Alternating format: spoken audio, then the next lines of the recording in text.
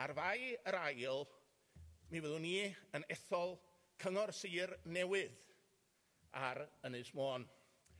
A dan y faner, Adfer enw da Môn, Making Môn Proud Again, mae gan y Blaid Cymru dîm cry o ymgeisyddion.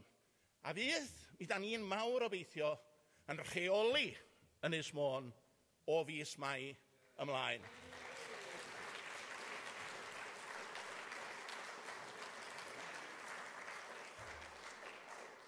Wrth sôn am Adfer enw da Môn, does na ddim gwadu bod na gama breision wedi cymryd eisoes i wneud hynny. Mae'n deg cydnabod y ffaith honno. Be da ni eisiau sicrhau ydy na fydd y dyddiau drwg o warth a chywilydd, y dyddiau wnaeth yr Ynys yma'n destun sport drwy Gymru gyfan, na fydd y dyddiau yna ddim yn dychwelyd. A da ni yn credu mae'r ffordd o wneud hynny ydy ethol cynghorwyr sy'n atebol i ddisgyblaeth plaid wleidyddol.